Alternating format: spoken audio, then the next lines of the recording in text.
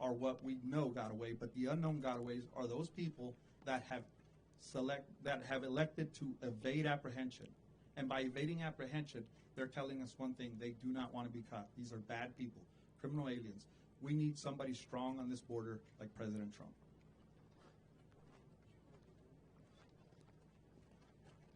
Thank you, President.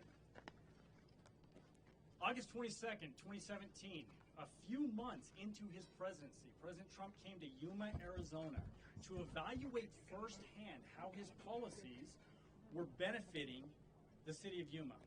It was a great visit.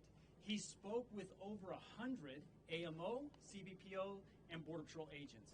During that time, he shook every single one of their hands. He listened to every single one of their concerns, and he acted on that. November 19th, 2023, President Trump was in Edinburgh, Texas, serving National Guardsmen, DPS officers, and a few off-duty Border Patrol agents. During that time, he shook over 200 people's hands and listened to what they had to say. These are the rank and file. That's why that wall is successful. He listened to the men and women that were on the front lines on exactly what needed to be on that wall. He listened to what they have to say.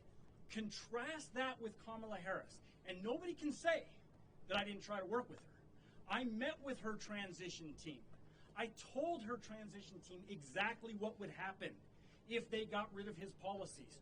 We suggested policies to her within her parameters, and she refused to listen. I met with Secretary Mayorkas, again, trying to work with this administration. I supported Secretary Mayorkas' confirmation. It was a big mistake that would never happen again. But in conveying to him, again, the policies that would actually work within their parameters, Kamala Harris completely ignored those policies. She claims that she wants a humane, safe border. Yet what she's given us is absolute chaos. We had a safe border. She could have implemented policies. She refused to do this. This election is going to come down to policies. And when you compare President Trump's policies, it doesn't matter. Economic policies, foreign policy, border security policy, it doesn't matter. You compare those policies side by side, and he wins every day. That's why we have to have somebody in the White House that is going to listen to the women and men that know what they're talking about, that are on the ground, like President Trump did before and like he will do again. President Trump will be back in the White House, and we will secure this border. Thank you, President.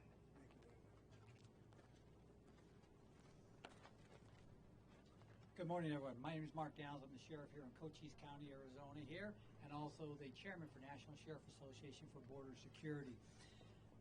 Let me just say, on behalf of America's sheriffs, behalf of my good citizens here and all those who wear a badge, thank you, President Trump, for coming here. We appreciate you, and it's good seeing you again also. I will say this. My community's tired. My community's frustrated. Over the last 3.5 years, what we've dealt in this county when it comes to crime, the policies that have failed this country, the policies that have failed our citizens, and the tragedies that my neighbors are addressing silently because nobody's listening. Over the last 31 months here in Cochise County, to see the real impact of a community, we have booked 3,762 people in my county jail for border-related crimes. These are not immigration issues. These are border-related crimes up to double-digit murders. It's cost my county $12.5 million. I get $0 from the federal government on that. When President Trump took office, 6 years ago, you probably never heard much about fentanyl. President Trump's last year in office in 2020, there was a little 2 million pills seized in Arizona. Last year, there was 111 million fentanyl pills seized in Arizona. You wonder where the epidemic's coming from. It's our cartels who have been allowed to commit these crimes. And I will say this, thanks to 51% of Congress, we have cut our DEA budgets in this country. We have less DEA agents in Arizona than we ever had before, and we lead the nation with fentanyl. I will say this, here's the community touch, our neighbors. These mountains right behind me here, we had a Border Patrol agent attacked early in the morning by 2 migrants, came across the border illegally, tried to cut his throat. Months later, had a deputy tried to interdict a smuggler at 100 miles an hour who met Mr. Trump, President Trump, this morning, almost killed. We called the chaplain because we thought he was leaving us. The impact we saw on that. The river behind you, we had the cartels trying to kidnap my deputies, my border team, to torture them. We had the cartel come across the border early mornings to kidnap and kill one of my deputies because they're allowed to think that way. They're allowed to think that way. My deputies, troopers, agents, and officers in this county have endured more harm by the hands of the cartels, and no one is addressing them except local law enforcement and our agents and our troopers. I will say this as I close out. America's sheriffs have stood strong on the voice to secure our borders. We had tried everything to meet with President Biden and Vice President Harris, the border czar. This is the first president administration in modern day that has never met with one America's sheriff to address border. That's a shame, and you wonder why we don't have engagement, prioritization, and that's why we're suffering in this country. When President Trump was president, I was at the White House more than you can think of. He was always there for us. I can assure you, Mr. President, this community and our law enforcement professionals will never give up hope. To us, hope is confidence, hope is commitment, hope is courage, and your visit today renews our hope here. Thank you, Mr. President, for being here.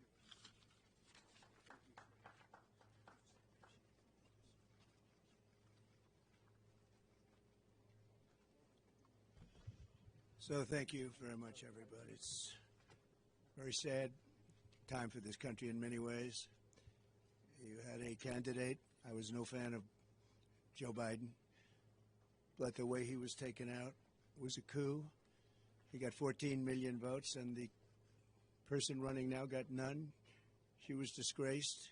She was figured out by the Democrat voters.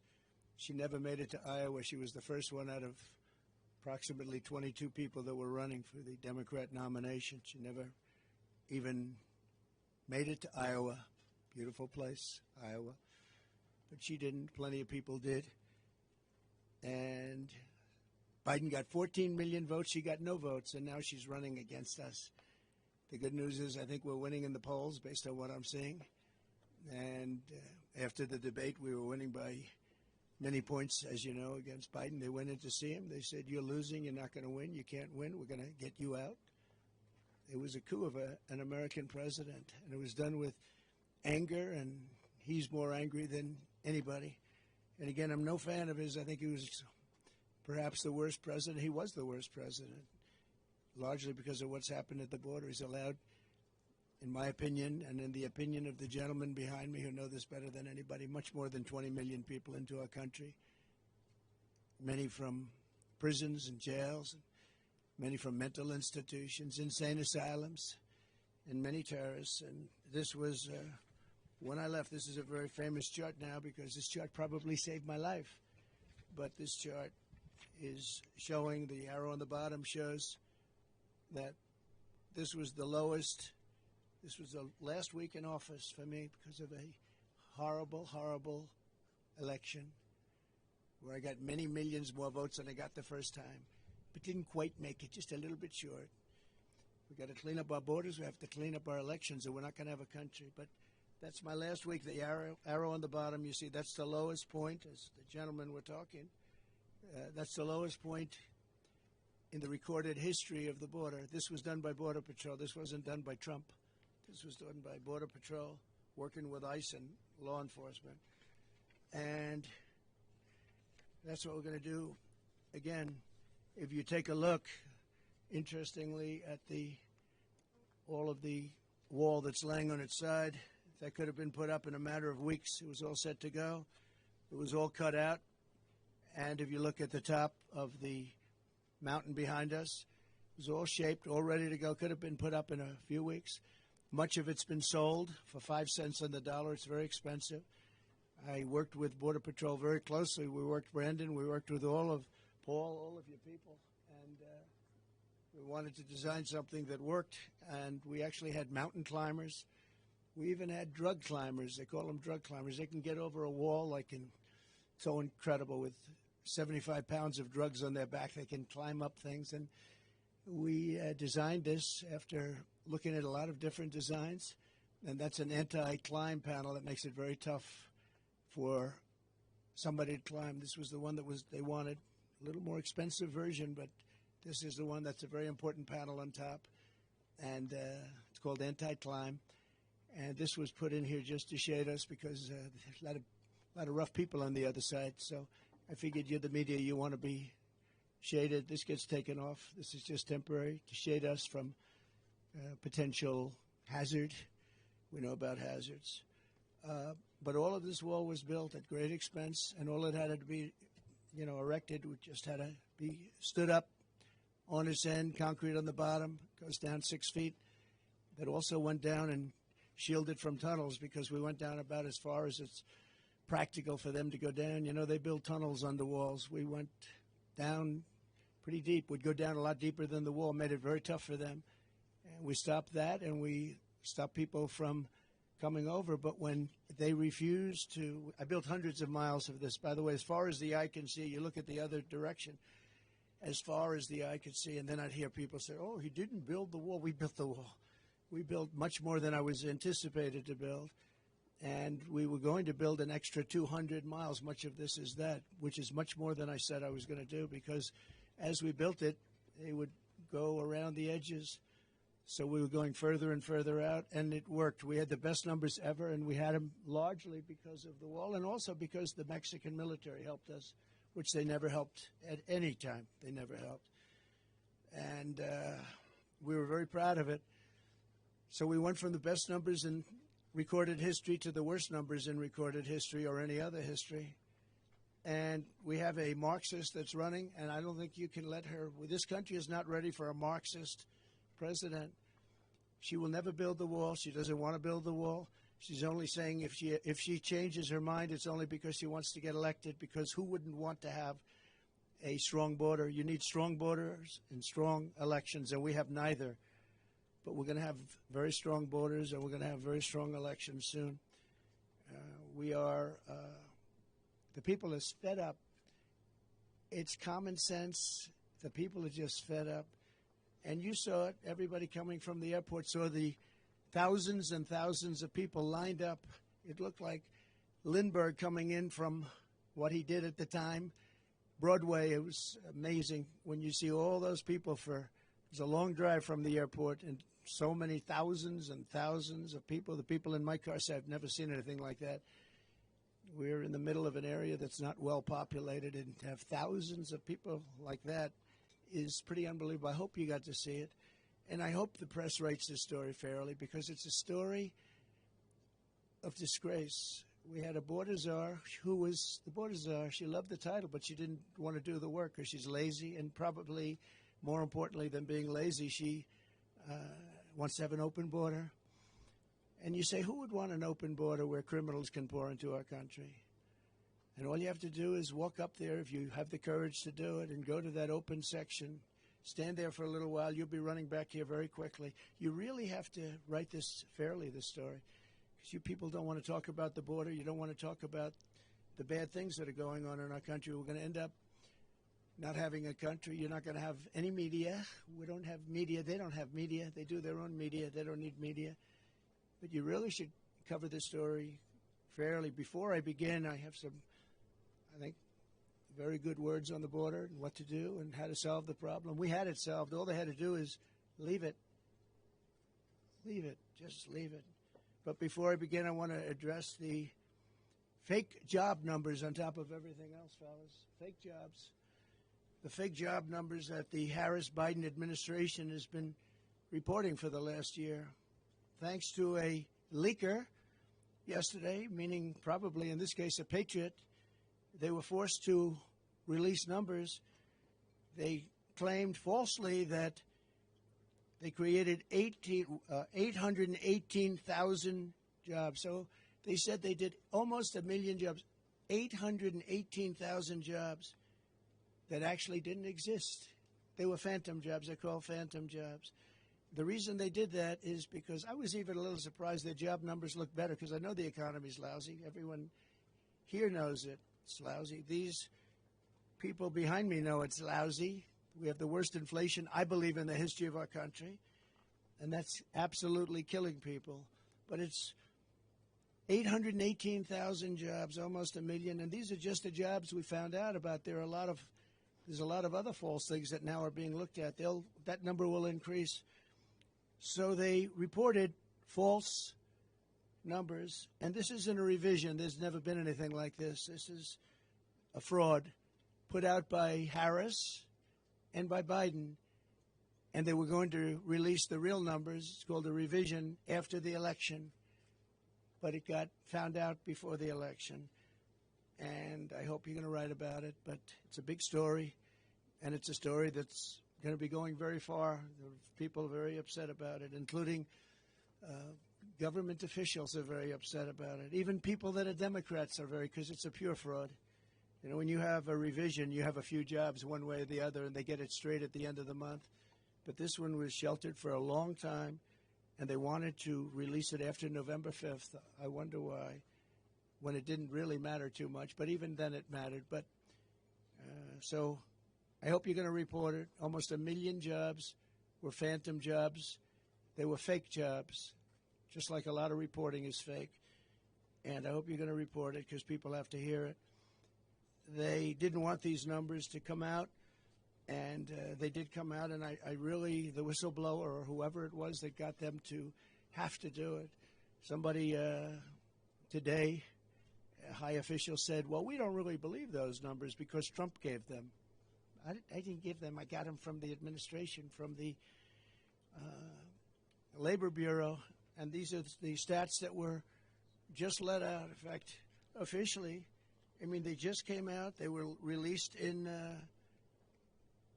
officially released. Those are official numbers. Has nothing to do with me. I just happen to be playing the role of a reporter for a change. But I hope you're going to do something with it because I think it's a serious thing. It's the same as everything else.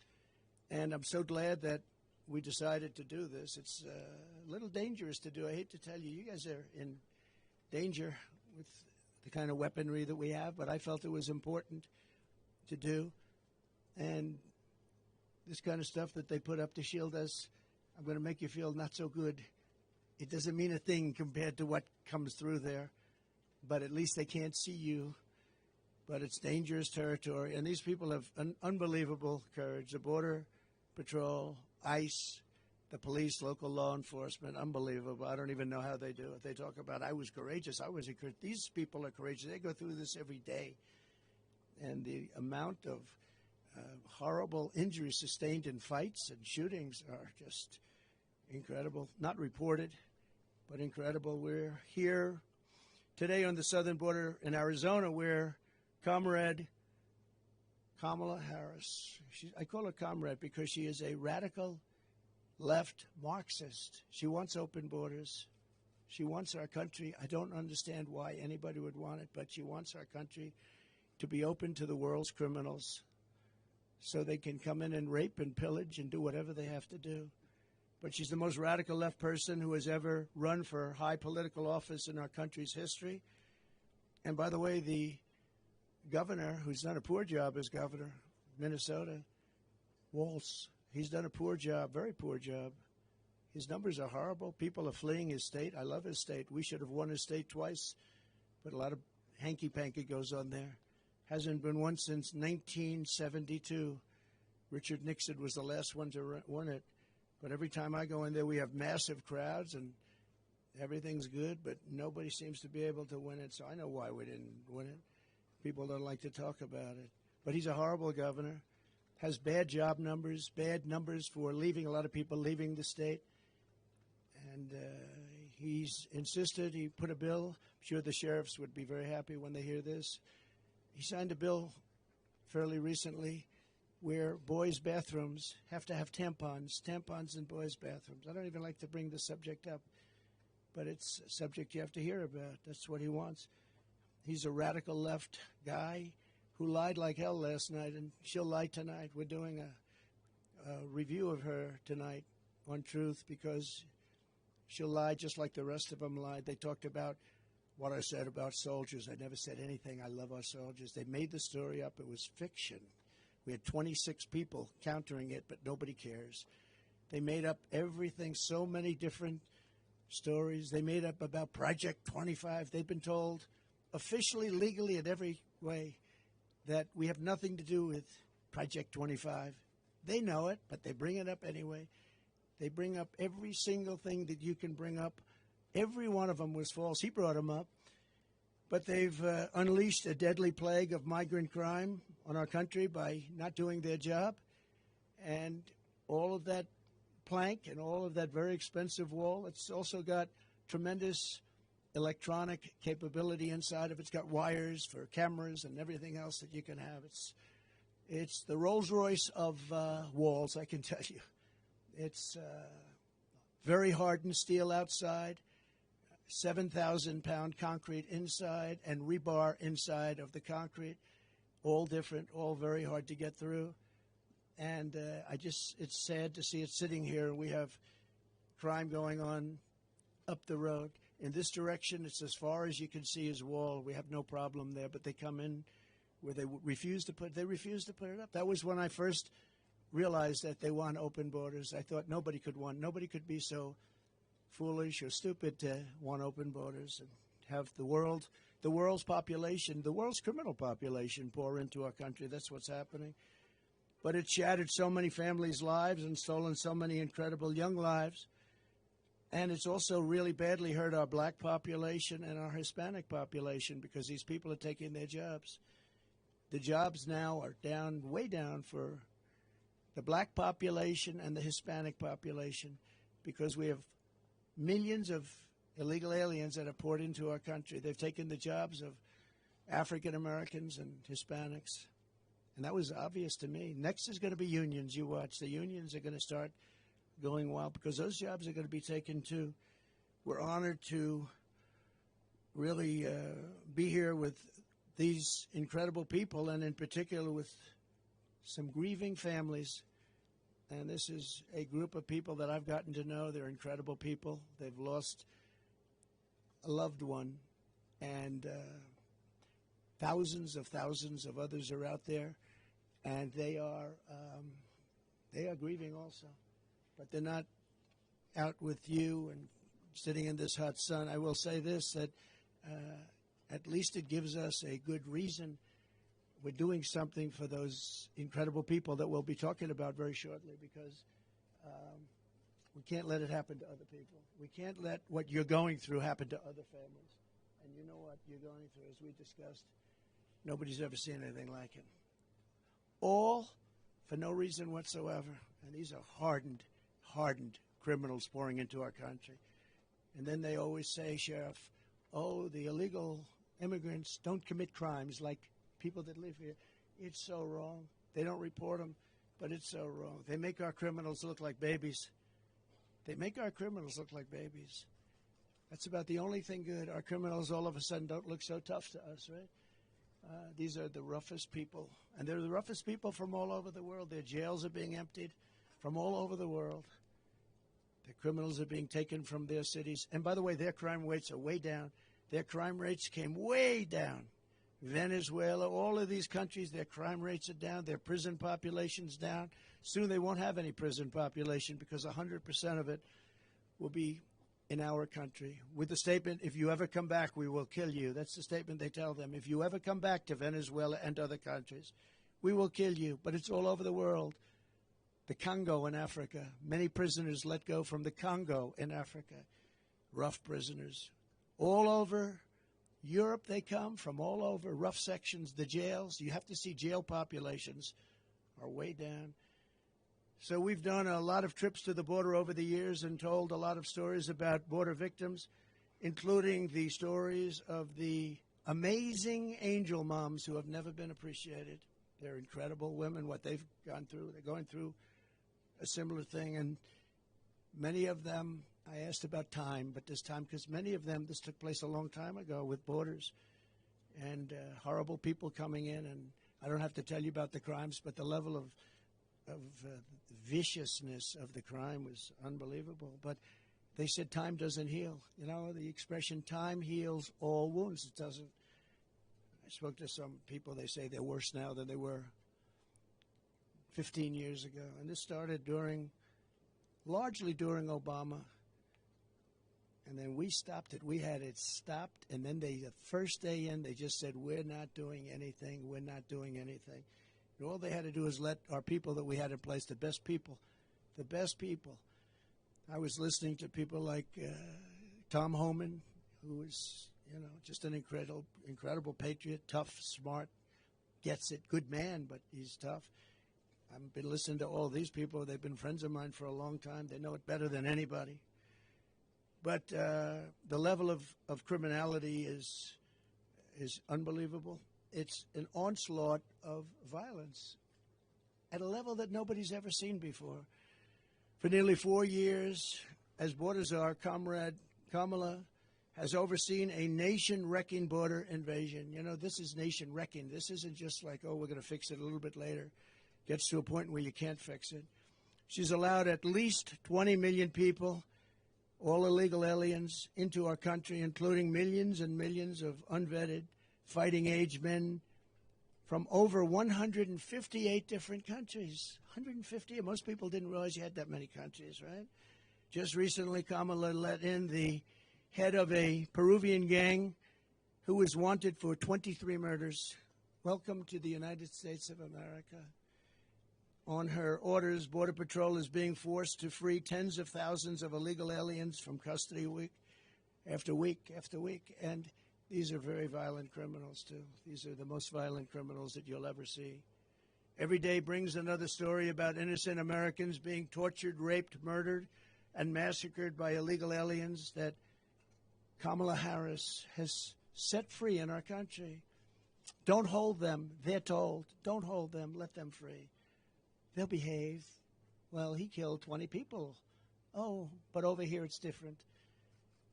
Since Comrade Harris took over the border, there has been a 43% nationwide increase in violent crime and a 60% increase in rape. And the FBI should be ashamed of themselves when they report numbers, because they, in order to keep the violence numbers down, they didn't report some of the worst cities in the country like Chicago and others. What a disgrace. The FBI did that. In New York this June, an illegal alien released into our country by Kamala approached two 13-year-old children with a machete in broad daylight in front of other people, forced them into the woods, tied them together by the wrist, and raped them over and over again. Over and over again. Two Kamala migrants were just arrested for the rape of a 46-year-old woman in Coney Island. I know Coney Island very well. That's where I sort of started. My office was out there. Brooklyn, throwing her to the ground and raping her with a knife to her throat. One of them had previously been arrested for raping another woman, but instead of being deported, he was released into our country and told to enjoy your life. In Fort Wayne, Indiana, a woman who was offered a ride home by two illegal aliens was instead kidnapped, held down and raped, then driven around while the illegals discussed how they planned to kill her. They wanted to kill her. They didn't want to have a witness. And she miraculously escaped by throwing herself out of a rapidly moving car, was badly hurt, but she escaped, at least. Those people came from another country, and they were very violent, with an unbelievably violent background. Violence like you've never seen. In the Bronx recently, an illegal alien who Kamala set loose into the country approached a 36-year-old woman while pretending to ask for directions before he wrapped his arms around her throat, pinned her down on a park bench, and raped her publicly on a park bench. And she said, he wasn't trying to rape me, he was trying to kill me. In Michigan earlier this year, an illegal alien broke into a residence and sexually assaulted two young girls, doing tremendous damage to these two young beautiful girls. In Virginia, a few weeks ago, a 54-year-old mother of four was leaving a convenience store when she noticed an illegal alien trying to steal her car. When she tried to stop him, he ran her down, ran her over, and left her dead on the ground. She was dead, and her family is devastated. In Texas last month, a Venezuelan illegal alien criminal let in by Comrade Kamala shot a female police officer multiple times with a rifle. And she'll never be the same. And that's being nice about it. A few months ago, I met with the devastated family of Laken Riley, a 22-year-old nursing student who was out for a jog on the campus of the University of Georgia when she was assaulted, beaten, and horrifically murdered. Kamala Harris let in the illegal alien animal who murdered Laken.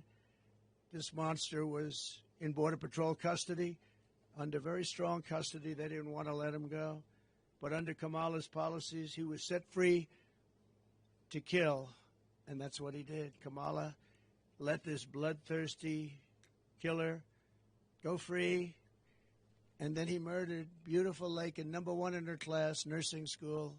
Everybody aspired to be like her. She was the best student, the best everything. Beautiful girl. Then there's the heartbreaking story of Rachel Morin. And we're joined today by Patty and Michael Morin, Rachel's mother and brother. And I met with them. We had lunch. And they're devastated at a level that nobody can really imagine. Rachel was a cherished 37-year-old mom, beautiful woman of 5 incredible children who adored their mother more than anything in the world. They loved their mom. Earlier this year, while Rachel was out on a run, she wants to keep herself in good shape, and she ends up getting killed. In her neighborhood, she was brutally raped and murdered by an illegal alien who was led into America by Kamala Harris and her policies of stupidity. Savage person who committed this heinous crime first killed another woman in El Salvador before walking across our open border. Just walked right in. They didn't have this then. He then attacked a 9-year-old girl and her mother in a home invasion in Los Angeles where they were very badly hurt before murdering Rachel. And the area where Rachel lived in a very different part of this country. It was cold-blooded murder. Patty and Michael, I would just, first of all, thank you for being here. I know it's tough, but they want to let people understand what's going on here because this can't happen to other parents and sisters and brothers and husbands. So if you would, I'd love you to say a few words. Thank you. Please. Oh, please. Thank you. Thank you for Take care of inviting me. yourself. Absolutely. We don't want it to happen to other people. That's all. No. Hi. I was just thanking President Trump for the invitation to come and to share Rachel's story. Rachel was 37 years old. She had 5 children. She worked. She owned a small business. She worked very hard to support her family. And the trail that Rachel ran daily was a trail that we as a family would walk over the last 25 years that we've lived in Maryland. It's a very safe, small trail, very public, very open. Moms with baby carriages go down this trail. It's very safe. I was in Kentucky. We had a grandbaby that had passed away. When I got a phone call from my son, and he said, "Mom, there's somebody here that would like to speak to you." And when I said hello, the person on the other end said, "Hello, Mrs. Morin. This is Detective so-and-so. I'm the lead detective on this case. There's no easy way to tell you this, but we found your daughter's body. And if they find the body, you know that she's dead." They wouldn't say, "We found Rachel. She's alive." And so they found my daughter's body, and when they found it, it just recently has come out that she was brutally beaten, raped, and then stuffed into a drain pipe. We're 18,000 miles, 1,800 miles from the border. And because of this open border, we've had not just my daughter, but we've actually had two in the same county that we're from, where illegal immigrants have come in and have caused rape and murder of our citizens. And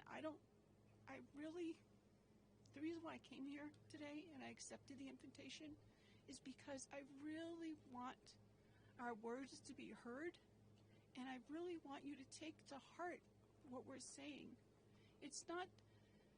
We're not here for a political stand, although we are. We're here because we're losing our moms, our daughters, our children to criminals. And that shouldn't happen. We should be taking care of our country, our people. And the only way I believe that's going to happen is if President Trump is reelected as president, and we close up this border and we put policies back into place that were there before, instead of this open border thing. We're going to end up being a third world country if it continues this way. And I truly hope that you will just take my words to heart, because it's devastating to lose a child, but even more devastating when you see the pictures or you see the body and you really understand what's happened to that person. So please take to heart, this is a very, very important issue, and it's one that's either going to make or break our country. It's not so much, it's about America, it's about Americans, it's about us taking and protecting ourselves and looking out for each other. It's about protecting our families. So, thank you. Thank you, darling. So beautiful.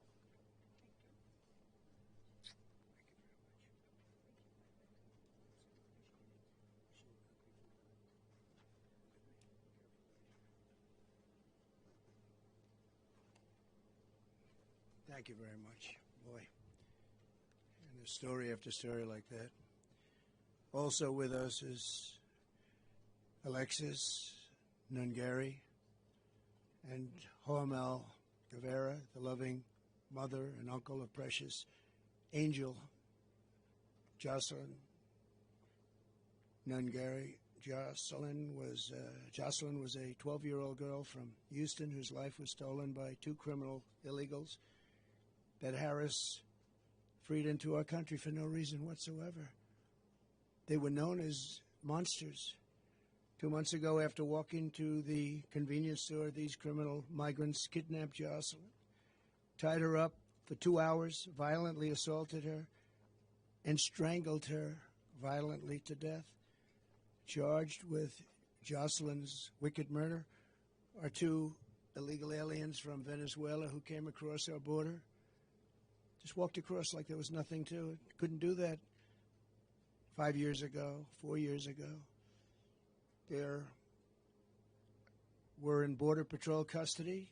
They were gotten, they were nabbed, and were then released into our country.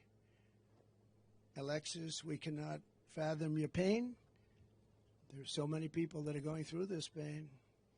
But we pledge to always hold Jocelyn in our hearts. And Alexis, I'd like to have you maybe come up and say a few words. Thank you very much.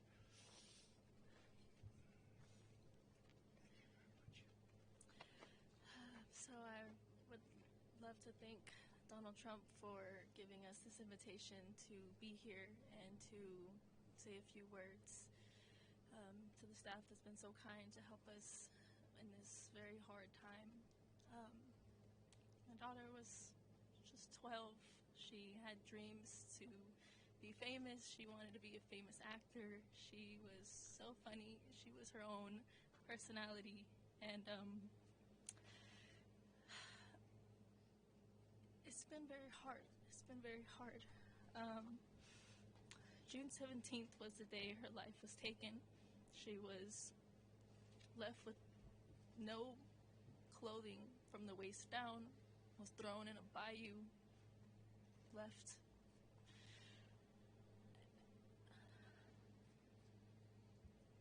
Was strangled to death. We believe, yes, she was assaulted off of DNA kit that has been, but it's still very, very early, and it's still very, very raw, and it's still very, very surreal. And they had no reason to do anything that they did to Jocelyn. There was over 300 detention beds that they should have been at because they were detained and they were released when they shouldn't have been released. One had an ankle monitor, didn't stop anything. So now I have to go through the rest of my life with my son, always asking for his sister. And I just really, really, really want everybody to please take into consideration how important border control is, because we're losing very innocent people to heinous crimes that shouldn't be happening in the first place. So please, please, I really hope everybody can hear my pain, to just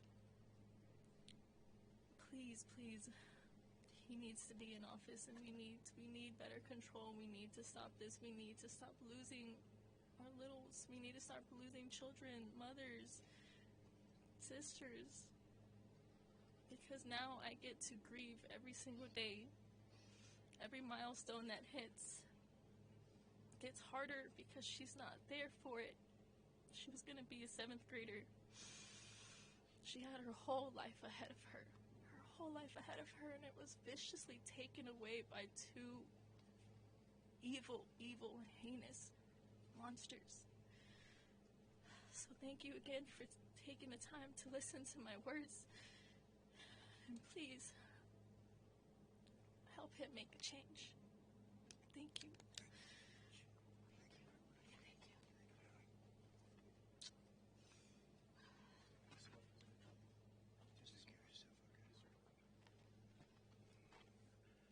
So Jocelyn is in heaven now, looking down on us right now.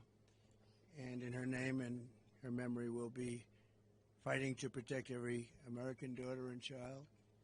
That's why we're here, because this will happen and has happened by the thousands. There are thousands of people that are in horrible situations like this. As Kamala gives her convention speech tonight, she will not mention the victims. She won't even talk about them, although now that she sees us, maybe she will. She'll not say their names or express remorse to their families. Kamala says she wants to talk about the future. No, these people want to go back to the safe past. We don't have a future with open borders and all of the other problems this country has. The crime problem, just like they rigged the 818,000 jobs number, they rigged the crime numbers too. And that's also been a proven fact, just came out. But she's stolen the future of Lake and Riley and Rachel and our precious Jocelyn, just taking their lives away for no reason. When I left office, I gave Kamala Harris the strongest and most secure border in American history. These people have done an incredible job. They worked with lots of others. And if you came here illegally, you got caught, and you were deported or put in jail, depending on what. In some cases, we put them in jail because we didn't want, they were so violent, we didn't want to take a chance that they'd come back. But generally, they were deported and brought into countries that wouldn't accept them before me. With me, they accepted them. They wouldn't take them back, but with me, they accepted them. I said, you're going to have a lot of problems if you don't. We ended catch and release. We had remain in Mexico. The greatest policy, remain in Mexico. How good was that? Everybody remained in Mexico until they were checked out, and either they came in or not. Most of them didn't qualify. Title 42, Safe Third agreements, and 500 miles of border wall that was very, very difficult to even think about getting over, around, or under. The final gaps of the wall were about to be sealed. Then Kamala came in and dismantled every single Trump border policy and halted all wall construction.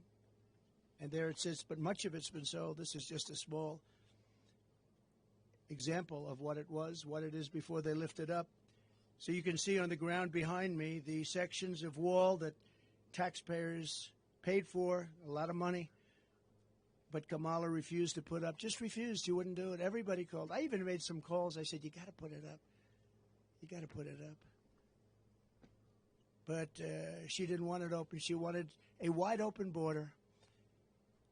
What Biden and Kamala have done to the families here with me and so many others, thousands and thousands of others, not only killed, also really badly hurt to a point where they'll never lead a normal life again. It's shameful and it's evil. Every year under Harris, a new all-time record of illegal immigration has been set. Every single year our great borders are. She'll blow away Biden's reputation as being the worst president. She'll be a president that'll make him look good, just like Biden made Jimmy Carter look good. To get illegals into America as fast as possible, Harris has flown hundreds of thousands by airplane. You know, then they say, oh, well, we didn't want him to go. But then we found out a few months ago that they're flying him in over the border by airplanes to all over our country. Well, that means they do want them to come in, and flying in some very dangerous people. It's close to 1 million people, we think.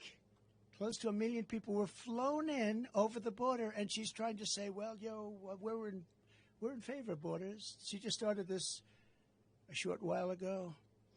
She's even launched a smartphone program that gives fast pass entry to thousands of illegal immigrants, all coming very quickly. You use the smart pass and you get immediate access into our country. Can you believe this? And then they're trying to say we believe in borders. They're flying right over our heads, right into the middle states, all over. Every border, and you've heard this, every border, you look at the different states, and put another way, every state is a border state now when you think about it, because they just come right past here and they get taken to other states that never even thought of a problem like this. And those are not happy campers. According to a new DHS report, Kamala Harris also lost more than 300,000 migrant children that she allowed to be trafficked into our country. These children are gone. Many of them are dead. And nobody does anything about it. 300,000 children are missing. Can you imagine that? Can you imagine if that were a Trump administration, be the biggest story in history? Nobody even talks about it, just like they don't talk about the fact that Joe Biden got $27 million from different countries. And they don't talk about that, him and his family. Just came out from Congress. Nobody talks about it. I do have some good news, though, for the people standing behind me in particular, and maybe for some of the press that wants to hear good things. The Supreme Court just ruled that you're not allowed to have illegal aliens vote. Just came out just before I walked up. So illegal aliens are officially not allowed to vote in our country. And I give great credit to the Supreme Court. They have great courage in doing what they're doing. It's not easy, but that was one that everybody was hoping for. You know, a vast majority of people agree with that. It's a very small amount of people that don't. Who would want that? So thank you very much. And she's really provided Harris deportation immunity to the vast majority of criminal aliens living inside the United States. They've got immunity. They really have immunity. And importing MS-13 directly into our cities. MS-13 is the most vicious gang we feel. If I ask the sheriffs behind me, I think probably considered the most vicious gangs in the world. Wouldn't you say, Brandon? There's never seen anything like it. It's not even believable. I won't tell you about it. It's not even believable. As the DA of San Francisco, Kamala Harris was the godmother of deadly sanctuary cities. She was considered the godmother. All they're doing is protecting criminals, which set loose illegal alien criminals rather than hand them over to ICE, who are doing an incredible job. Under a program Kamala set up, an illegal alien arrested on drug charges in 2008 was set free to enjoy job training A short time later, that same illegal alien attacked a 29-year-old beautiful young woman, Amanda Kiefer, stealing her purse and fracturing Amanda's skull. It was vicious and horrible, and Amanda's here with us, and I'd love to have Amanda come up and say a few words. Thank you.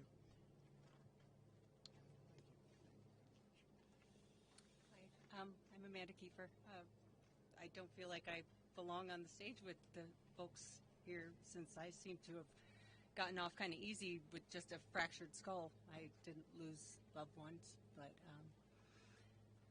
the night I was walking to dinner in Pacific Heights, it was a nice neighborhood. You wouldn't expect broad daylight for something violent to happen to you on the way to dinner. My purse was stolen, and I stepped into the street, and the car he jumped into came at me. I jumped up on the hood to avoid getting run over, and he floored it and hit the brakes. The police were great. They had caught him and his accomplice in a really short time because I remember being on a gurney in the hallway of the hospital, and I had to ID them. They were laughing as they fractured my skull. What was really the worst part about it all, though, is when I found out that taxpayer money was paying for job training for this guy who avoided going to prison for the first felony he committed for jobs he couldn't legally hold. It was kind of a wake-up moment for me, and I moved out of San Francisco because I didn't feel safe there. And I don't think our country is going to be safe under Kamala Harris.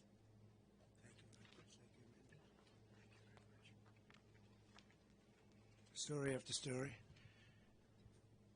Kamala has called for the abolishing of ICE, the closing of every ICE detention facility, and the releasing of some of the most vicious criminals anywhere in the world by doing so. She supports free health care for illegal immigrants and has promised to give illegals mass amnesty and citizenship, which will obliterate Social Security. Oh, Social Security is going to be obliterated by all of these millions of people that she wants to put on, and also Medicare will be obliterated. I'm going to save Social Security. I'm not going to touch it. We're going to make our country strong, but they're going to obliterate it. She also feels extremely strongly about defund the police. She wants to defund the police. And anytime somebody wants to defund the police, you're never going to get them back to being normal. The police have to be taken care of. They're the best thing we have going to protect us. They know exactly what's going. When we do deportation, they know every person out there, and they know the middle name, and they know everything about them, and they know all of the bad ones. They know the really bad ones. That'll be a great help. We have to get the criminals out of our country immediately. Kamala is always going to have open borders. If Comrade Harris has the chance, she will allow more than 100 million illegal aliens into our country. Our country will be overrun, and essentially it won't be a country. It will be not governable. With us today are leaders of the National Border Patrol. You've known them, you've met them. I don't have to go over, but I want to just thank them for the incredible job they've done. I've worked so well with them. Paul Perez has been unbelievable. Past President Brandon Judd, unbelievable. Sheriff Mark Daniels, who's been incredible. I watched him on television today. He did a great job of explaining this crazy situation that we're in. Sheriff Chris Heiser. So I want to just say you're here, and Paul and Brandon, Mark, and everybody, I want to thank you so much. It's incredible the job you do. Such a dangerous job. I actually did. I came in, I met one of the Border Patrol who was badly wounded. I said, "Are you okay?" It was a while ago. He said, "Yes." I said, "What happened?" "Well, my leg is broken, my arm was broken, my back was broken, my neck was broken, my skull was fractured." He went through a list of things. I said, "That's unbelievable." When we win this November, we will end the Kamala Harris border nightmare once and for all. We'll get it back very strong. We will also end the inflation, a bad economy, and we will be respected very shortly all over the world again as we were by other countries. The choice is simple: Kamala's mass amnesty of criminals or President Trump's mass deportation of criminals. I think that's pretty easy. In addition to all of the other things, there are many other things that are equally as bad but not as obvious. With your vote, we will seal the border, stop the invasion, and launch the largest deportation effort in American history. We will impose tough new sentences on illegal alien criminals. These include 10-year mandatory minimum sentence for anyone guilty of human smuggling, a guaranteed life sentence for anyone guilty of child trafficking, and a death penalty for anyone guilty of child or woman sex trafficking. We'll also impose the death penalty on major drug dealers and traffickers. In other countries, on their immigration papers, there is a statement that says, "Death for drug traffickers." Big letters, big bold letters, 10 times the size of everything else on the page. I saw it this morning. And those are the countries where they have no problem with drugs. Many of them, actually. We will also impose the death penalty for anyone killing our police, sheriffs, Border Patrol, ICE, or law enforcement officials. The death penalty with a quicker trial, not a trial that lasts for 15 years and everybody gets exhausted. We will liberate our country from the illegal alien drug dealers, robbers, murderers, gang members, and child predators. And we will make America safe again for our citizens and make it greater, stronger, better, more beautiful than ever before. And I want to thank you all, and especially our 4 very special people. 4 very special people. And sheriffs and law enforcement, I want to thank you so much, because this job is so dangerous. It's not even believable. You pull over a car, they open the door, and they start shooting you. That happened in Long Island with a great young man with an incredible family. I went there. Same thing. So we have to stop it. We have to bring our country back. We have to use common sense. You don't have to be conservative or liberal or progressive, as they like to say now. They don't like the term liberal. Republican, Democrat, it doesn't matter. We have to have strong protection in our country, or our country's going to wither away and die. We need a military. We need our great police to be loved and respected, and they will be again. Right now, if somebody does something that's a little bit on the tough side to stop something that's very bad, they end up losing their pension, their life, their car, their house. They lose their job. They lose everything. We're going to give immunity to many, many people so that they can do the law. But again, I want to thank you. I want to thank the media for being here. I hope you can report this story the way it is. It's a very sad moment for our country. We have some very bad people trying to get into office, and if we don't stop them, our country has no chance of greatness. Thank you very much. Thank you very much.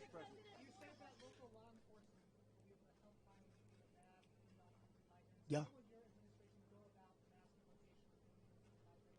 We'll work with the locals, and they're going to bring them to us, and we'll get them over the border, and we'll make arrangements with the countries, and the countries will accept them back. And if they don't accept them back, we do no trade with those countries, and we charge them big tariffs.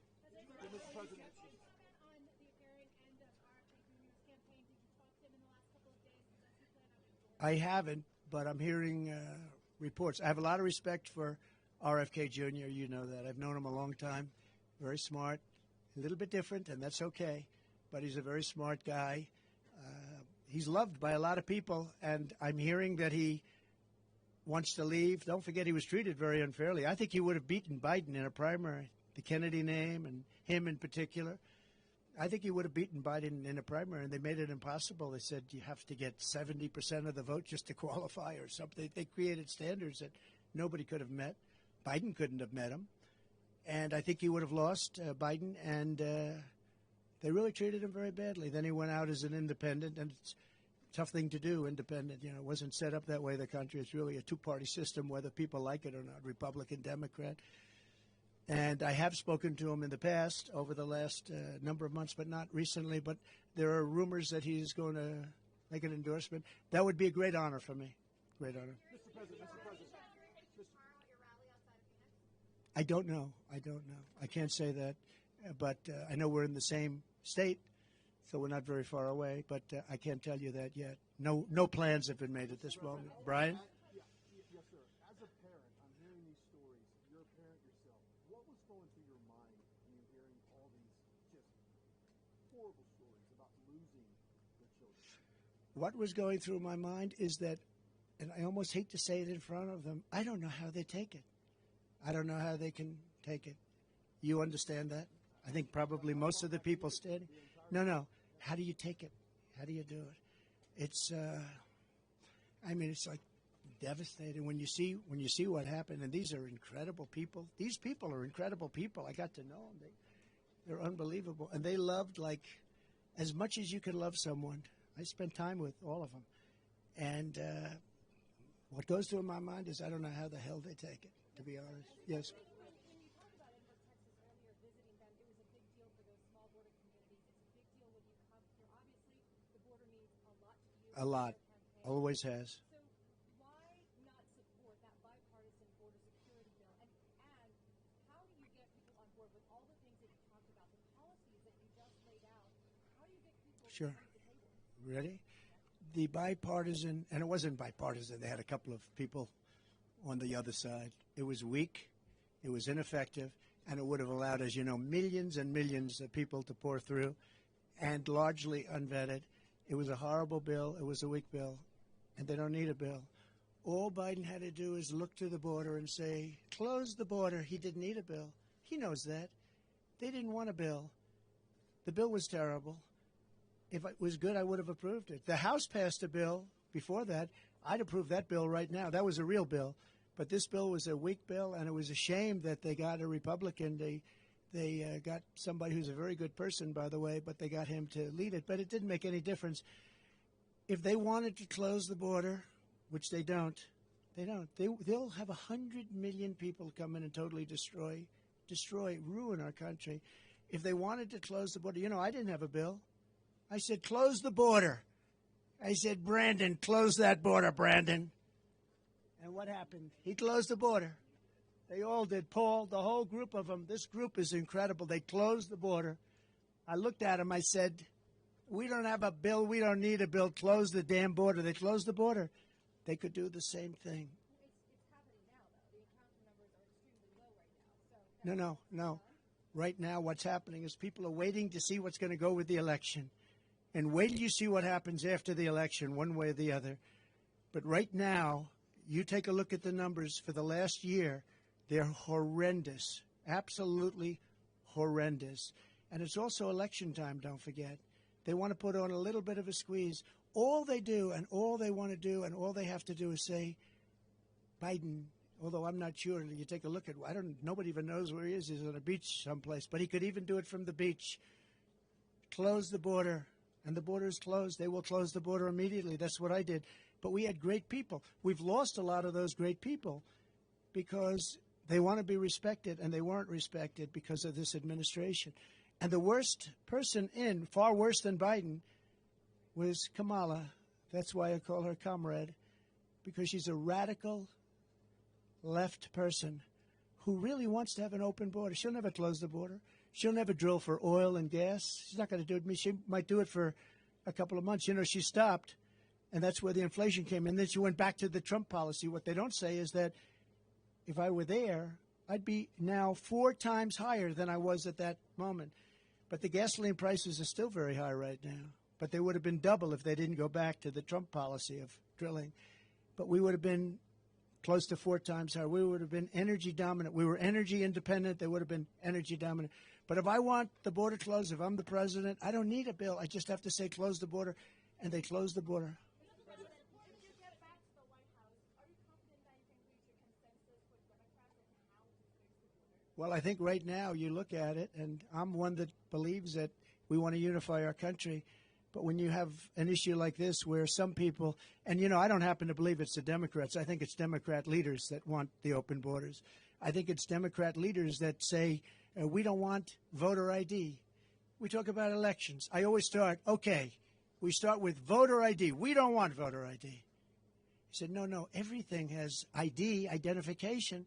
They say, we don't want any identification. We don't want it. Now, there's only one reason, so we can't even negotiate after that because they don't want voter ID. So I say to them, why don't you want? Well, we just don't want it. We think it's discriminatory. They have all sorts of excuses. They don't want it because they want to be able to cheat. And we want voter ID. And we want same-day voting. And we want paper ballots. And we want proof of citizenship. Very simple.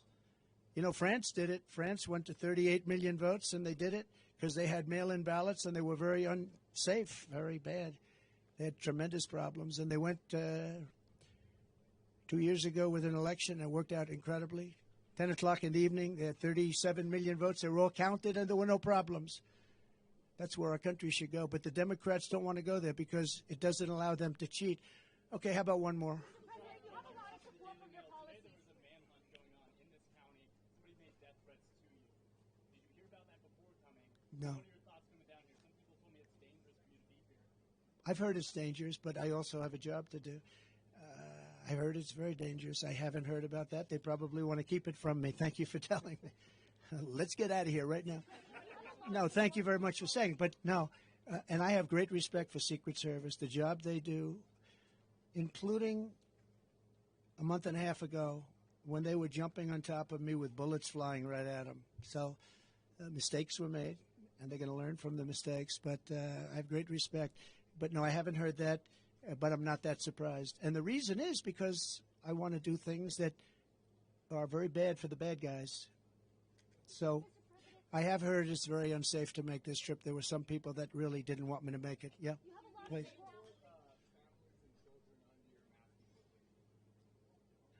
Yeah, we'll work on that. You know, they're missing so many children right now under this administration, over 300,000. Many of them are dead. You know that. Many of them are dead. Many of the hostages in Israel are dead. This is why Hamas isn't talking. You know, Hamas doesn't want to negotiate very much because I think they probably don't have very many alive right now, and so they don't want to really get into too much of a negotiation because I think many of those hostages, unfortunately, are dead. But the 300,000 children that are missing, many of them are dead, and many of them are in sex rings and all sorts of things going on. It's a terrible thing. They have done such a bad job in this government in terms of everything, foreign relations, border, crime, jobs. And today you found out that the job numbers are fake on top of everything else.